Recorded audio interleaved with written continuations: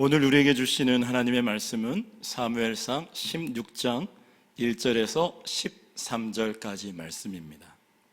사무엘상 16장 1절에서 13절까지 말씀을 우리 드라마 바이블로 함께 경청하도록 하시겠습니다.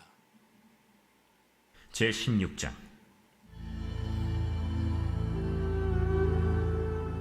여호와께서 사무엘에게 이르시되, 내가 이미 사울을 버려 이스라엘 왕이 되지 못하게 하였거늘 내가 그를 위하여 언제까지 슬퍼하겠느냐. 너는 불에 기름을 채워가지고 가라. 내가 너를 베들레헴 사람 이새에게로 보내리니 이는 내가 그의 아들 중에서 한 왕을 보았느니라. 내가 어찌 갈 수 있으리이까? 사울이 들으면 나를 죽이리이다. 하니 여호와께서 이르시되, 너는 암송아지를 끌고 가서 말하기를 내가 여호와께 제사를 드리러 왔다 하고 이새를 제사에 청하라. 내가 네게 행할 일을 가르치리니 내가 네게 알게 하는 자에게 나를 위하여 기름을 부을지니라. 사무엘이 여호와의 말씀대로 행하여 베들레헴에 이르매 성읍 장로들이 떨며 그를 영접하여 이르되, 평강을 위하여 오시나이까? 평강을 위함이니라. 내가 여호와께 제사하러 왔으니 스스로 성결하게 하고 와서 나와 함께 제사하자 하고 이새와 그의 아들들을 성결하게 하고 제사에 청하니라. 그들이 오매 사무엘이 엘리압을 보고 마음에 이르기를, 여호와의 기름 부으실 자가 과연 주님 앞에 있도다. 여호와께서 사무엘에게 이르시되, 그의 용모와 키를 보지 말라. 내가 이미 그를 버렸노라. 내가 보는 것은 사람과 같지 아니하니 사람은 외모를 보거니와 나 여호와는 중심을 보느니라. 이새가 아비나답을 불러 사무엘 앞을 지나가게 하매 사무엘이 이르되, 이도 여호와께서 택하지 아니하셨느니라. 이새가 산마로 지나게 하매 사무엘이 이르되, 이도 여호와께서 택하지 아니하셨느니라. 이새가 그의 아들 7을 다 사무엘 앞으로 지나가게 하나 사무엘이 이새에게 이르되, 여호와께서 이들을 택하지 아니하셨느니라. 내 아들들이 다 여기 있느냐? 아직 막내가 남았는데 그는 양을 지키나이다. 사람을 보내어 그를 데려오라. 그가 여기 오기까지는 우리가 식사 자리에 앉지 아니하겠노라. 이에 사람을 보내어 그를 데려오매 그의 빛이 붉고 눈이 빼어나고 얼굴이 아름답더라. 여호와께서 이르시되, 이가 그니 일어나 기름을 부으라. 사무엘이 기름 뿔병을 가져다가 그의 형제 중에서 그에게 부었더니 이날 이후로 다윗이 여호와의 영에게 크게 감동되니라. 사무엘이 떠나서 라마로 가니라. 아멘. 오늘 이 오후 시간에도 하나님의 은혜를 사모하며 또 이 자리에 나오신 사랑하는 성도님들, 그리고 각 가정에서 처소에서 온라인으로 말씀 앞에 계시는 사랑하는 성도님들 가운데 하나님만이 주시는 분명한 말씀과 위로가 있게 되기를 간절히 소망하며 축복합니다. 정말 소망하는 것은 이 오후 시간에 또 순서가 돼서 설교를 하는 시간이 아니고요, 오늘 저에게 주신 그 말씀들 분명하게 붙들고 설교하는 저도, 또 말씀을 듣는 우리 성도님들도 오늘 이 시간 우리 가운데 말씀하시는 하나님의 음성을 분명하게 붙들고 그 말씀 앞에 순종하여 예수의 사람으로 살아갈 수 있는 귀한 시간이 되기를 소망합니다. 오늘 말씀의 제목은 하나님과 나의 시선의 차이입니다. 오늘 본문 말씀을 보면 하나님께서 사무엘에게 이제 이새의 집으로 찾아가라고 하죠. 그것은 사울을 이어서 새롭게 왕이 될 사람을 찾아서 기름 부으라고 말씀하시는 거예요. 사무엘은 주의 말씀을 따라 이새의 집에 가게 되었죠. 그리고 그곳에서 이새의 아들들과 함께 하나님께 제사합니다. 이제 기름 부음 받을 자를 찾기 위해서 이제 첫째부터 사무엘 앞으로 나오게 하죠. 근데 이제 첫 번째 형 엘리압이 사무엘 앞으로 나옵니다. 그때 첫 번째로 나온 엘리압을 보면서 사무엘이 이 엘리압이야말로 하나님께서 기름 부으시고도 남을 사람이구나라고 생각을 하게 된 거예요. 근데 하나님은 아니라는 거예요. 그리고 나머지 형제들도 차례대로 계속 나왔습니다. 아비나답, 삼마, 그리고 7 형제들이 다 사무엘 앞에 나왔지만 하나님이 기름 부으라고 가리키는 사람은 아무도 없었어요. 그리고 이제 사무엘이 그러면 이게 이 아들이 전부이냐고 이새에게 물어봤을 때 아니요, 막내가 있는데 막내는 지금 저 광야에서 양을 치고 있어요. 그러면 아들을 데려오라고 하고요, 그 다윗이 사무엘 앞에 와서 서게 되는 거죠. 그때 하나님께서 이가 그러라고 말씀하십니다. 그리고 사무엘을 통하여 기름을 붓게 하죠. 사무엘이 다윗에게 기름을 부은 후에 다윗에게 하나님의 영이 크게 임하고 다윗 가운데 하나님의 영으로 크게 감동하게 됩니다. 이것이 오늘 본문의 내용이죠. 그렇게 오늘 본문 말씀을 묵상하면서 하나님이 기름 부으시는 자, 하나님이 택하시는 자의 모습, 그 말씀들을 묵상하면서 하나님이 나에게 원하시는 삶이 무엇인가를 바라보게 되었어요. 요즘 사무엘상 말씀을 묵상하면서 너무나 우리가 잘 알았던 말씀들이고 하나님이 많은 우리 설교자들을 통하여 우리에게 말씀하신 그 내용들이었지만 내 안에 간과되었던 그 부분들이 말씀을 통하여 제 안에 다시 한번 되새김질되고 그 명확하고 분명하게 그것들을 붙드는 시간이 되었는데요, 오늘 말씀을 통해서 저에게 주셨던 그 말씀, 간단하지만 단순하지만 명확하고 우리가 붙들어야 할 그 말씀을 이 시간 같이 나누고자 합니다. 첫 번째는 하나님이 보는 것은 사람과 같지 않다는 거예요. 하나님이 보는 것은 사람과 같지 않다는 거예요. 사람은 겉으로 드러나는 외형적인 것들을 보지만 하나님은 그 외적인 것이 아니라 우리 마음의 중심을 보신다는 거예요. 우리가 너무나 잘 아는 말씀이지만 이 시간, 이 오후 시간 우리 가운데 선포하시는 이 말씀 가운데 우리가 깨닫게 되기를 소망합니다. 우리 6절에서 7절 말씀을 같이 보도록 할게요. 자, 2절이니까 우리 또박또박 같이 읽어 나갔으면 좋겠습니다. 6절 7절입니다. 시작. 그들이 오매 사무엘이 엘리압을 보고 마음에 이르기를 여호와의 기름 부으실 자가 과연 주님 앞에 있도다 하였더니 여호와께서 사무엘에게 이르시되 그의 용모와 키를 보지 말라. 내가 이미 그를 버렸노라. 내가 보는 것은 사람과 같이 아니하니 사람은 외모를 보거니와 나 여호와는 중심을 보느니라 하시니라. 아멘. 하나님의 말씀을 따라 사무엘은 이새의 집으로 찾아가 그 이새의 아들들과 하나님께 제사했죠. 그 7명의 아들이 왔습니다. 이새는 그 7명의 아들들을 데려왔어요. 먼저 장자 엘리압, 그 엘리압이 사무엘 앞으로 나왔을 때 정말 이 사람이라고 속으로 생각하였지만 그 사무엘의 생각과 다르게 하나님이 아니라고 말씀하시는 거예요. 근데 사무엘이 생각할 때 엘리압을 보니 정말 왕으로 기름 부을 만한 정말 그 모습이 있는 거예요. 우리가 외적으로 느껴지는 것들이 있잖아요. 느껴지고 보여지는 이 사람에게 아우라 같은, 아니면 뭔가 그 엘리압이 정말 그 외모가 탁월했던 것 같아요. 부럽기도 한데요, 누가 봐도 왕이 될 것 같은 그런 생각을 갖게 하는 그런 외적인 요소들이 갖추어졌나 봐요. 그래서 사무엘이 그 엘리압을 보고 하나님께서 기름 부어도 될 만한 사람이랬다고 생각했던 거죠. 그런데 오늘 본문 말씀을 보면 우리가 아는 것처럼 하나님은 그것이 아니라고 말씀하시는 거예요. 하나님이 보시는 것은 그 사람이 보는 것과 같지 않다고 오늘 말씀하시는 거예요. 사람은 겉으로 드러나는 그 외적인 모습을 보고 사람에 대해서 평가하고 판단하지만 우리의 하나님은, 그 하나님이 보시는 것은 그 사람이 보는 것과 다르다고 말씀하셔요. 밖으로 보여지는 그 외적인 모습들, 그것이 아니라 그 사람 내면 깊숙한 그 중심의 태도를 하나님은 보신다는 거예요. 외적인 스펙과 보여지는 것들로 사람들을 평가하는 이 시대를 살아가는 저와 여러분, 예수를 믿는다고 하지만 우리들도 언제나 그 사람의 외모가 뛰어나고 그 사람이 가지고 있는 능력이 뛰어나고 남들보다 탁월한 것들이 보이면 정말 저절로 하나님 이런 사람 쓰실 것 같다는 생각을 하게 돼요. 오늘 사무엘이 엘리압을 보고 그렇게 생각했던 것처럼 말입니다. 저도 목사지만 그런 사람들 보면 그런 생각을 할 때가 참 많아요. 그러나 오늘 본문은 우리의 생각과 하나님의 생각이 정말 많이 다름을 말씀해 주고 있어요.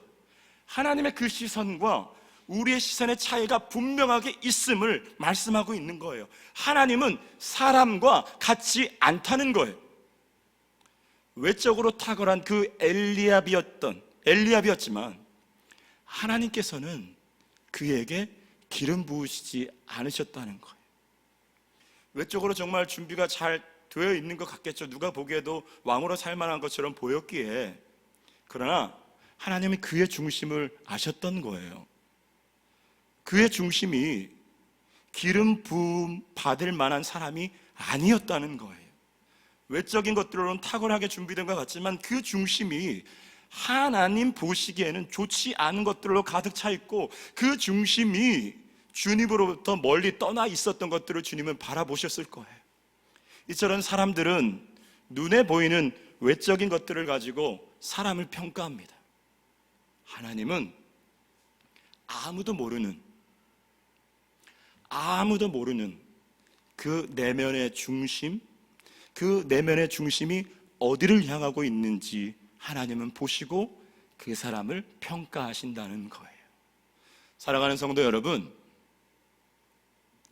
우리는 이 땅을 살아가면서 정말 외형적인 것도 정말 잘 준비해야 돼요. 외적인 요소도 정말 잘 준비하고 갖고 와야 됩니다. 하지만 그것만 가지고서는 안 되는 거예요. 그 외면적인 것을 준비하려고 내 내면의 중심이 하나님과 멀어지면 안 되는 거예요. 그 무엇보다 우리는 우리의 중심을 보시는 그 하나님 앞에서 우리의 중심이 언제나 하나님이 보시기에 사람 앞에서가 아니라 나의 중심을 보시는 그 하나님이 보시기에 합당한 모습이 되도록 우리의 마음과 태도와 중심을 늘 말씀과 기도 안에서 점검하며 살아가야 한다는 것입니다.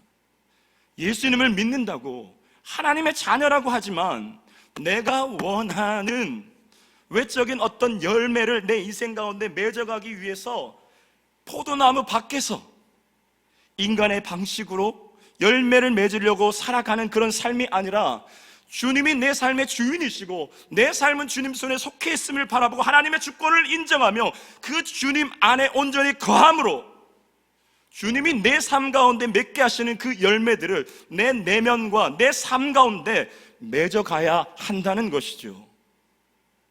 말씀 앞에 서 있는, 오늘 이 오후 시간에 말씀을 전하는 저도, 말씀 앞에 서 있는 우리 성도님도 우리의 삶이 그렇게 내 삶의 주인 되신 주님 안에 온전히 거함으로 우리의 중심과 우리의 내면의 태도가 정말 진정으로 예수님이 인정하실 수 있는, 그리고 언제 쓰셔도 예수님이 언제 쓰셔도 쓰임 받을 수 있는 예수의 사람의 모습으로 바뀌어져 가게 되기를 간절히 소망하며 축복합니다.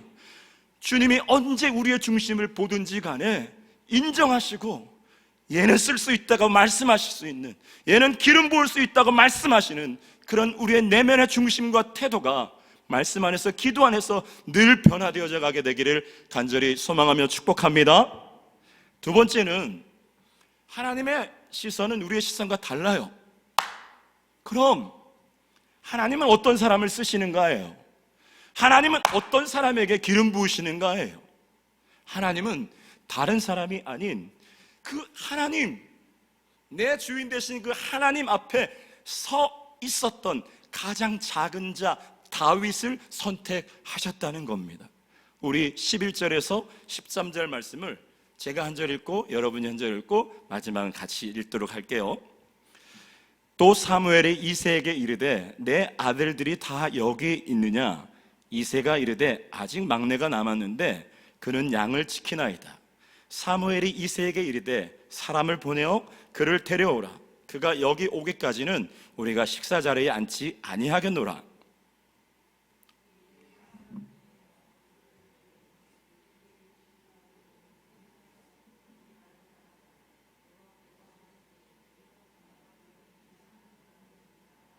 우리 같이 읽겠습니다. 사무엘이 기름불병을 가져다가 그의 형제 중에서 그에게 부었더니 이날 이후로 다윗이 여호와의 영에게 크게 감동되니라. 사무엘이 떠나서 라마로 가니라. 아멘. 사무엘이 이새의 집에 찾아온 이유에 대해서 얘기하고 이새의 아들들을 데려오게 하죠. 엘리압부터 7명의 아들들을 다 사무엘 앞에 데려왔지만 그 가운데 다윗은 없었어요. 이새의 아들이었지만 다윗은 그곳에 포함되지 않았습니다. 그것은 다윗의 아버지 이새의 마음에는 다윗은 아닐 거라는 확신이 있었어요. 이새가 보기에 다윗은 많이 부족하고 연약해 보였기 때문이에요. 양을 지키는 자가 없었기에 부득이하게 다윗을 광야에서 양을 치게 하지 않았어요. 사무엘상 17장을 보면 양 치는 자들이 있었어요. 그럼에도 불구하고 다윗을 그 광야에서 양을 치게 한 이유는 이새는 그 다윗에 대한 특별한 기대가 없었어요. 그리고 다윗이 기름 부음 받는 이 제사에 참여하지 못했던 것은 그가 어렵기 때문도 아니에요.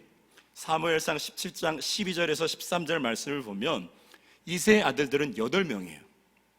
그 중에 장성한 아들들은 3명이죠. 오늘 본문에 나온 엘리압과 아비나답과 삼마였어요. 나머지 5명은 아직 장성하지 않았다는 거예요. 성인이 아니었다는 말과 같아요. 다윗만 제사에 참석할 수 없는 어린아이가 아니었고 그의 나머지 형제도 그러했다는 거예요. 그렇게 다윗 홀로 양을 치는 곳에 남겨져 있었더라면 평소 다윗은 그 아버지에게 제대로 인정받지 못하고 있었음을 우리가 쉽게 알 수 있게 됩니다. 그러나 그런 아버지의 마음과 이새의 마음과 다르게 다윗의 마음은 달랐어요. 아버지에게 인정받지 못하였던 다윗이었지만 다윗은 그 아버지의 소유의 양을 지키기 위하여 불평하거나 소홀히 하거나 하지 않고 자신의 생명을 아끼지 않았음을 발견하게 됩니다. 사무엘상 17장 34절 말씀을 보면 전쟁터에 아버지의 심부름을 받고 형들에게 먹을 것을 갖다 주러 갔던 이 다윗이 골리앗이 이스라엘 백성을 모욕하는 모습을 보면서 의분을 갖게 돼요. 그래서 그 전쟁터에 나가려고 사울왕 앞에 가죠. 그리고 사울왕 앞에서 이렇게 고백하는 말이에요. 다윗이 사울에게 말하되 주의 종이 아버지의 양을 지킬 때 사자나 곰이 와서 양떼에서 새끼를 물어가면 다윗이 따라가서 그것을 치고 그 입에서 새끼를 건져내었고 그것이 일어나 다윗을 해하려고 하면 그것을 쳐 죽였다고 사울에게 고백합니다. 무서운 곰과 사자의 공격 속에서도 아버지 소유의 양을 지켰다는 거예요. 여기서 주목할 것은 다윗은 자신의 양을 지키기 위해 목숨을 걸었던 것이 아니에요. 아버지의 양을 위해서 목숨을 걸었다는 거예요. 자신의 소유를 지키기 위해서 목숨을 걸고 싸울 수는 있지만 자신의 소유가 아니라 자신을 인정해 주지도 않는 그 아버지의 양이었다는 거예요. 자신을 인정해 주지도 않고 자신을 알아주지도 않는 그 아버지의 양, 그리고 미래에도 언젠가 내 양이 될 것 같지 않고 장자인 형의 소유의 그 양이 될 그 양을 칠 때 나를 위협해오는 그 사자와 그 곰이 위협해오면 그까짓 것 어린 양 한 마리 그냥 물려가게 놔둘 수도 있었을 거예요. 그것이 내 생명보다 귀하지 않기 때문에. 그러나 다윗은 아버지의 양을 지키기 위하여 목숨을 걸고 그 양을 찾아왔다는 거예요. 누구도 보지 않는 곳에서 그냥 곰이 물어갔다고 사자가 물어갔다고 해도 누구나가 이해할 수 있는 객관적인 상황이었지만 아버지를 위해 보이지 않는 곳에서 최선으로 자기의 일들을 감당하였다는 것입니다. 그렇게 내 양은 아니지만 하나님께서 아버지를 통해 나에게 맡기신 그 양을 지킬 때 사자와 곰의 발톱에서도 자신과 함께 하시고 건지신 그 하나님을 의지하며 그 하나님과 함께 동행하던 그 광야 한가운데서 하나님 앞에서 하나님과 함께 동행하던 그 다윗의 그 마음과 태도를 하나님께서 보셨다는 겁니다.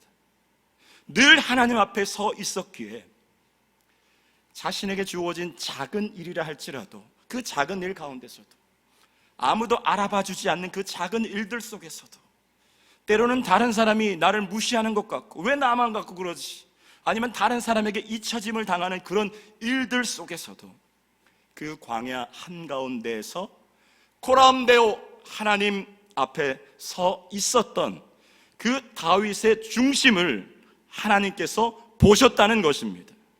그리고 그 다윗을 주목하셨고 그 모습 속에서 왕이 될 모습을 발견하셨던 것입니다.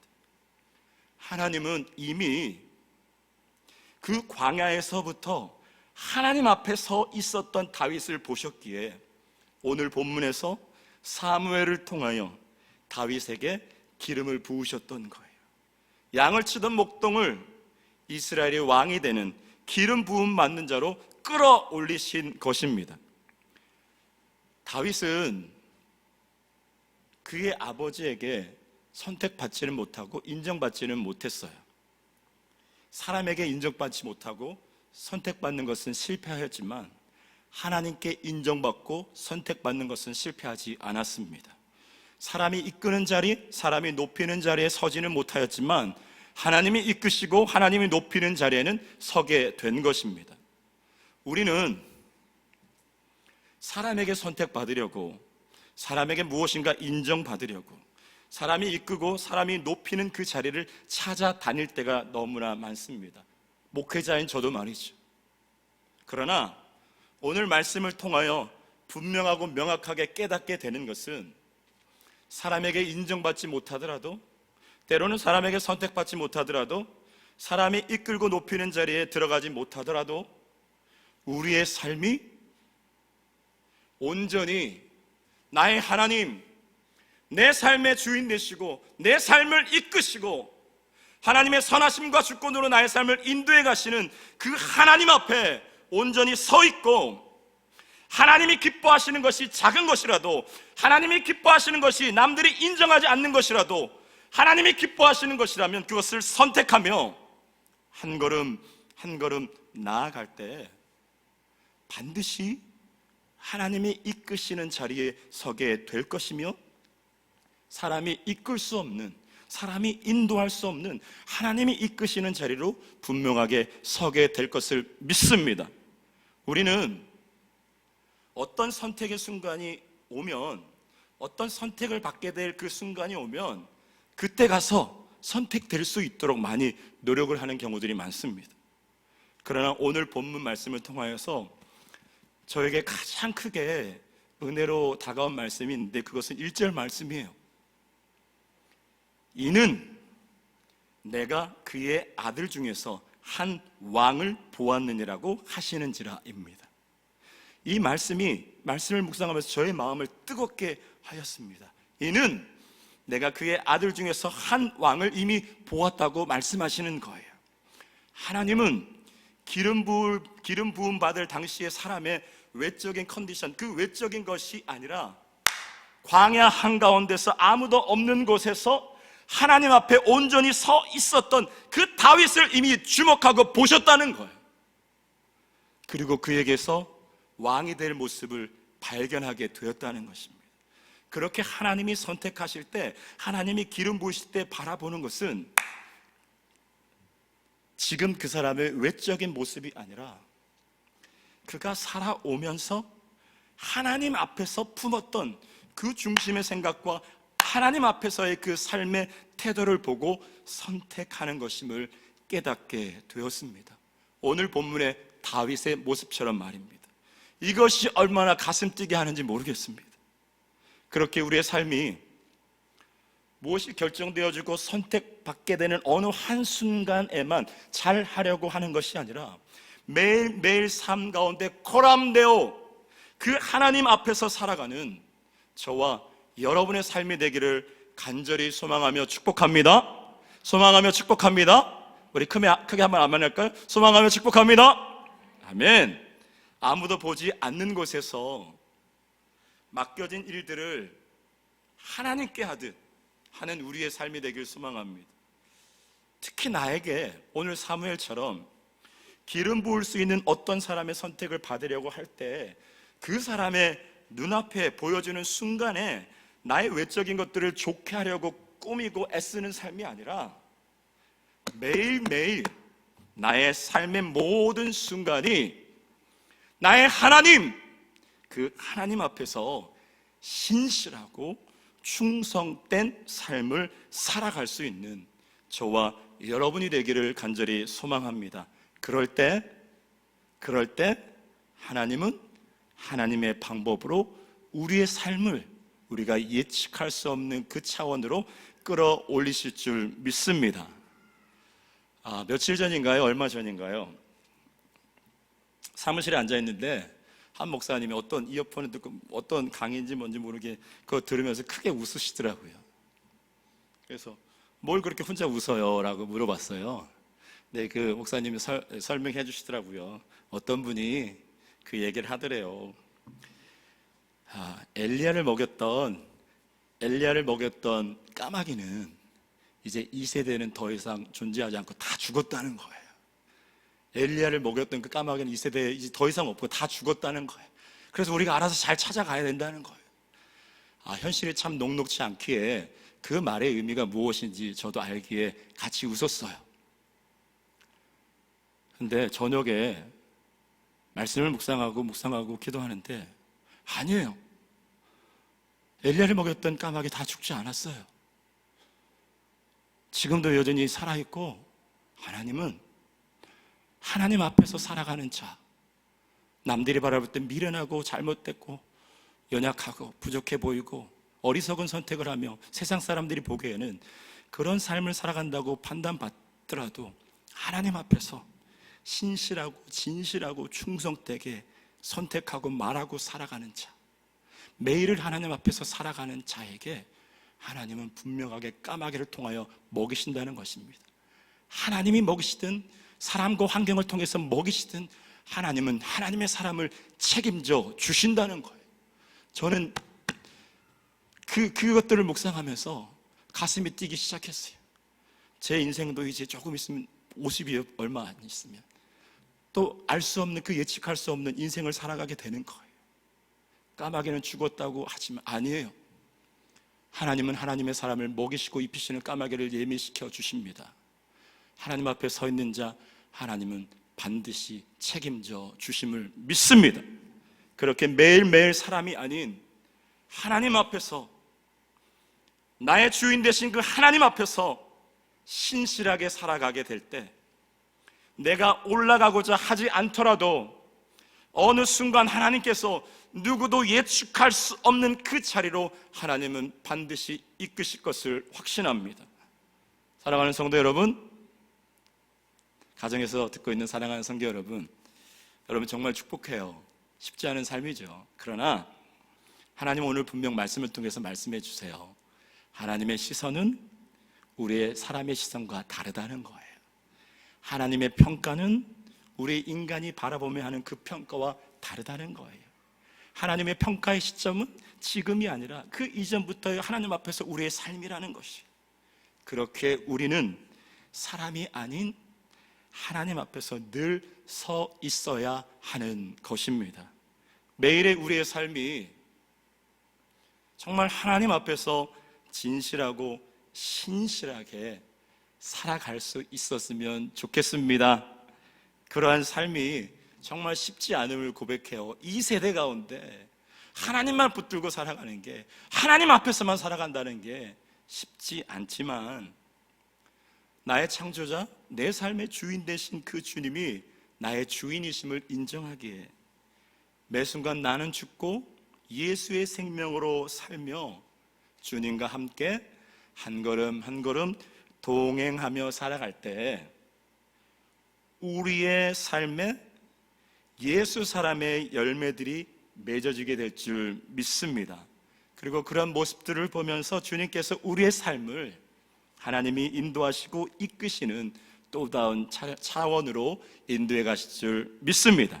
그런 은혜가 오늘 이 말씀을 듣고 다시 코람되어 하나님 앞에서 살아가기를 소망하며 결단하는 저와 여러분의 삶 가운데 풍성하게 임하게 되기를 간절히 소망하며 축복합니다. 간절히 소망하며 축복합니다.